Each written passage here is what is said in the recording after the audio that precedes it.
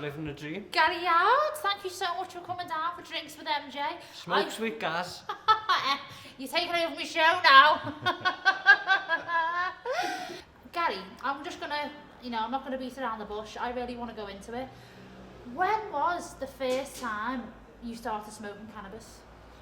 I was about 19 years of age. Yeah. I packed smoking in and I had a spliff and it just took me to a different level. It just chilled me out.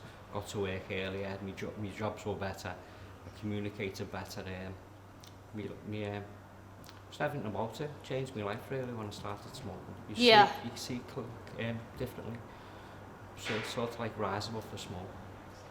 And do you think, was there friends, was there, a family member, like who was you there with when you had your first smoke of cannabis? There was a friend called Craig, but all my friends smoked it. Yeah. When I was growing up, it was just a normal thing to do. But the older friends were smoking heroin, and I just thought, well, I'm not going to smoke that. And when I realised I could grow my own, it was totally different then. Yeah. So I didn't work for my habit worked for me. So I showed everyone else how to grow it then, so no one had to buy it. Yeah. Much better. I didn't want people's money. I'd rather give them my money. And how do you think? Smoking cannabis, how do you think that's changed your life in any way? Do you think it's bettered your life in any way? It's brought peace to my life. Yeah. Yeah, it's made me healthy. I'm still here now and I'm fighting strong type of thing. I've got a mission to prove type of thing and I've proved it. It's been a long struggle, but I'm here after 20 years of determination, doing the right thing and literally rolling it out. Literally? Literally. When you first had that, first smoke, what was it that when you thought, oh my God, this is it? What was it about cannabis that you thought? You've just explained it. That's what it does to you. That's what it makes you think different. It brings vibrant thoughts to you, good thoughts as well.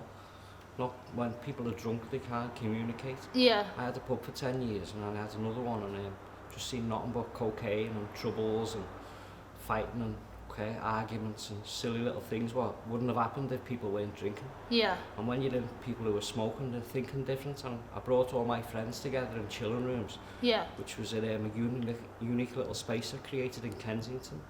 It was an old garage what I converted. I put some fancy lights in there, put a big extractor in. I brought a few of my mates round with the bands and I had no signs up. It was just behind lock gates as well. You had to get phone up to get invited onto the guest list type of thing. You had to know one of my friends, but every single night we had the coolest people in there. We're all just chilling and having a nice time, and everyone went home safe. And I'm very proud of what I created. It's going to every other city now, right throughout the country. Yeah. So that's the plans are well and truly advanced. Okay, so Chillin Rooms. Chillin Rooms, the brand, yeah. Yeah, you are on Instagram. I'm on Instagram. You're on Facebook as well. Facebook, Where did the inspiration come from to set up this place of invitation only?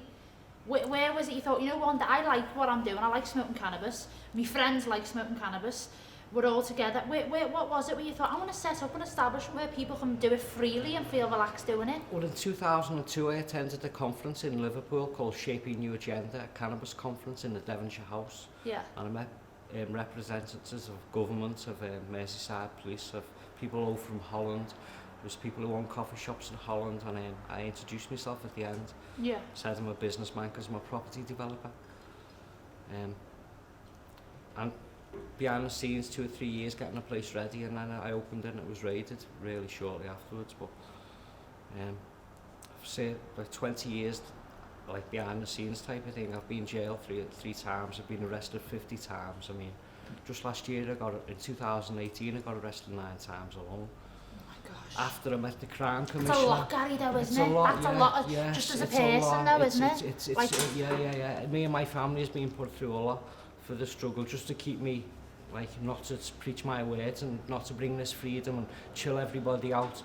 The places like Tinderbox now with people drinking, going out, and like there's riots in the streets, but it's like people are scared to go in these places.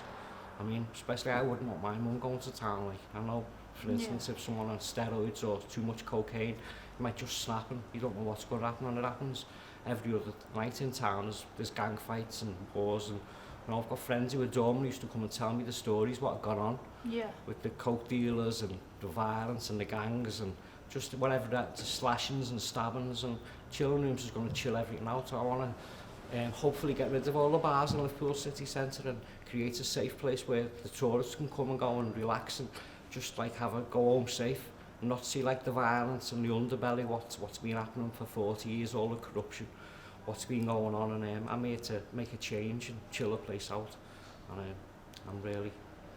What do you think about like drink and stuff these days in these bars, and you can actually get a drink, you can actually get a bottle of wine delivered to your doorstep? Well, I know the price of alcohol is still the same price as when I was a teenager. Yeah. I don't know about inflation, but I mean, it should be like £40 for a bottle of wine, if inflation was right, but I mean, you can buy wine cheaper than you can buy water. So, I mean, there's one business what owns all the alcohol businesses, and you know, it's got a lot of clout in the government, but what's happening now is people are growing their own weed and they're not chilling place out, and they don't want to drink alcohol and be sick, and you know, the children come in and are paralytic on the couch and they can't speak. I mean, all these things. When I was a child growing up, there were winos. You were standing at the bus stop, and like now we don't hear the word wino. I mean, it's also like the glamour around alcohol. People, it's a dangerous poison. If you ask me, it's intoxicated. If you look in the middle of the word, it's got toxic in it. Yeah. So people should be very wary of it, especially if you know your teenagers going out or something. Okay, because it's not a safe environment, is it? How is setting up the Chillin Rooms and just being open about smoking cannabis and being so for it, and you know, flying that flag? I wasn't open. I was in private. Yeah, no, but I mean, like, you know, you as a person, you know, you don't hide away from I've it, do you? got the morals, okay, I know right and wrong, and my moral compass is where it should be. I mean, no crime is going to happen in front of me because I won't let it. I mean, if I know someone's going to steal somebody's phone or there's some altercation going to happen, I'll be the first to nip it in the bud there and then. But Chillin Rooms, like, there was none of that. Yeah. Because I used to have to do that every single day when I had a pub. There was fellas glassing the brothers and things like this, and I mean, I was in the middle of it, getting glass shattered all over me. But like in Chillin Rooms, I never even had a cigarette put out on the floor in 15 years. Like, it's just the most chilled out place you could ever. How has it changed your life, or how has it, you know, altered your life? It's never stopped me going to work ever. Yeah. Okay, I've always been able to. My responsibilities, I've had to do. I've had to, you know, I've accomplished all the things. Like, my property business was hugely successful, but I had to sign up my name, what's still fully functioning. Now I was working in Breck Road and in Shield Road.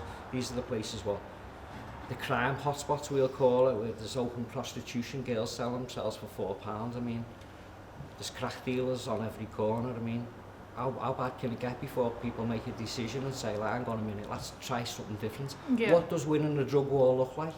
Are they going to arrest every single cannabis grower and fill the jails up and there's not going to be no cannabis? No, it's never going to happen, ever. Because like, if you arrest 50 cannabis growers tomorrow and 50 the next day, people are still going to get cannabis. So what's it doing? It's just clogging the criminal justice system up, wasting millions of pounds of taxpayers' money, and it's got to stop. Okay? Do you think you'll ever stop? Smoking cannabis?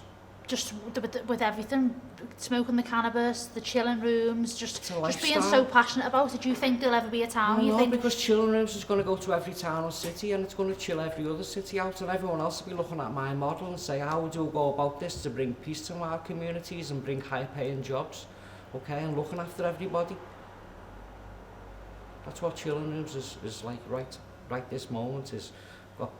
It's got like 10 other directors, it's got 50 other shareholders. I'm going to London tomorrow to sort out a few of the deals out. What would be your ultimate, I personally don't like the term goal, but what would be your ultimate, like, yes, I've done that. What do you want to achieve by this time next year? I'd like an Oxford Street Flagship store. Okay. I'm going up there tomorrow Yeah. to London to sort it out. So hopefully this time next year there'll be a flagship store on Oxford Street, a big massive Chillin Rooms, a cathedral piece employing tens of thousands of people in this new industry, with all the other coffee shops opening up and like just bringing the peace. Do you know what? I've got to be honest, I love the passion from you. I love that because I'm like that myself, and I love that. I regardless of what it is. Good men do nothing, tyranny prospers. Okay, and I'm holding my head high now with a vision and a plan, and as I say, everyone's going to prosper. How do you relax?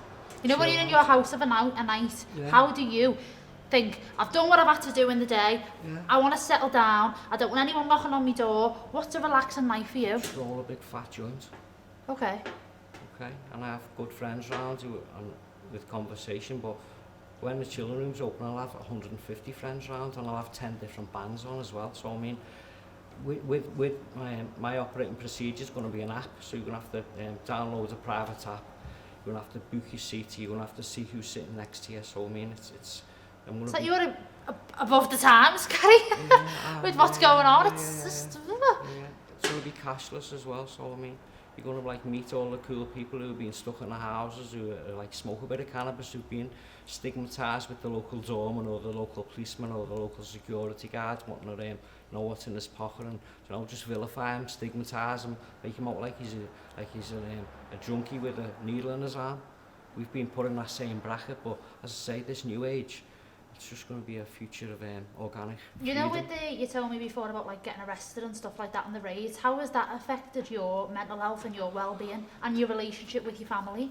My twin brother won't speak to me because the police are trying to say I'm still connected to the property business, right, which I signed up my name 20 years ago. No, my brother won't speak to me, which I'm trying to work on it now. Okay. My son has been terrorised. I mean, he's seen me arrested 4 or 5 times. He took his computer off him, anything just to stop me from being who I am and preaching my words type of thing. Yeah. What I'm about. But the new age, everything's changed now, like, and he's going to be okay. I'm going to make sure he's going to be alright. But the police owe him an apology.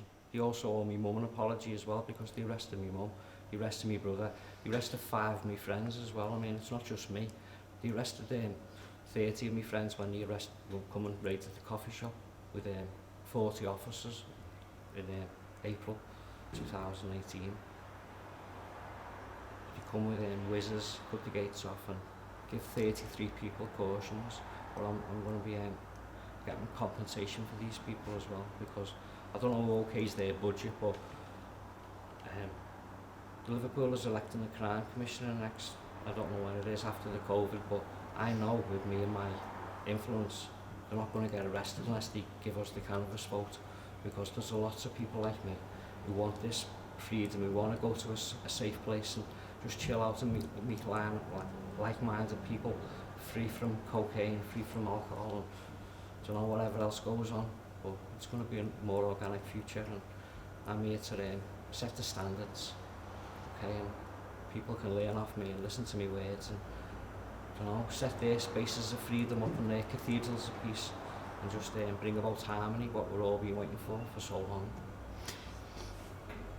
Thank you so much. Let's do it. Thank you so much for being so honest and just passionate about what you believe in. Gary Youds on Drinks with MJ. Cheers. Bye. Thank you so much. Thank you. Peace and love. Peace and love, absolutely.